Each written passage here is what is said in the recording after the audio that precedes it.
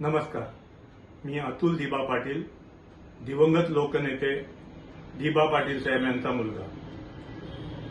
दिवंगत लोकनेते दिबा पाटील साहेब यांचे नाव नवी मुंबई येथील आंतरराष्ट्रीय विमानतळाला लागावे याकरता जे आपले प्रयत्न चालू आहेत त्याकरता आपल्या समाजातील एक वकील श्री विकास पाटील यांनी एक याचिका आधी हायकोर्टात दाखल केली होती, परंतु हायकोर्टाने ती याचिका फेटाळली होती. त्यानंतर त्यांनी हीच याचिका सुप्रीम कोर्टात दाखल केलेली आहे व सुप्रीम कोर्टाने देखील आज माझ्या माहितीप्रमाणे ती याचिका फेटाळली आहे. याचिका फेटाळली गेल्यामुळे लोकांच्या मनात एक शंका येते की दिबा पाटील साहेबांचं नाव देण्याच्या बाबतीत काही झालेलं आहे का दिबा पाटील साहेबांचं नाव न देण्याकरता याचिका फेटाळली गेलेली आहे.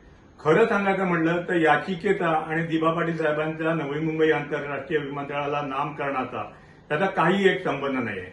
खरं तर नामकरणाचा जो प्रश्न आहे हा सरकार दरबारी आहे. राज्य सरकारने आपले ठराव करून केंद्र सरकारला पाठवलेले आहेत. केंद्र सरकारकडे ते प्रतीक्षेत आहेत. नागरी उड्डयन मंत्रालयाकडून ते कॅबिनेटकडे पाठवले आहेत असं समजतं व हे सर्व होत असताना खरं तर यामध्ये न्यायालय हस्तक्षेप करू शकत नाही असं माझं वैयक्तिक मत आहे व त्याचप्रमाणे न्यायालयाने काय नक्की निर्णय दिला याची माहिती नाही आहे. परंतु त्याचप्रमाणे न्यायालयाने ही याचिका फेटाळली आहेत काय फार मोठी नवलाची किंवा अशी विशिष्ट गोष्ट असं म्हणता येणार नाही.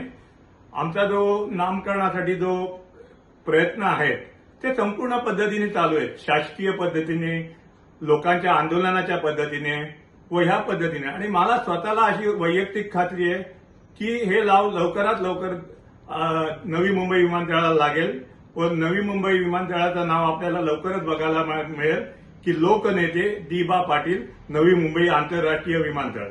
तरी लोकांनी याबाबतीत कुठल्याही प्रकारची शंका मनात आणू नये व पुढील जी काही पावलं या नामकरणासाठी आपली उचलली जातील त्यात आपला सहभाग जास्तीत जास्त संख्येने नोंदवावा अशी मी आपल्याला एक दिबा पाटील साहेबांचा नातेवाईक किंवा मुलगा या नात्याने विनंती करतो. नमस्कार.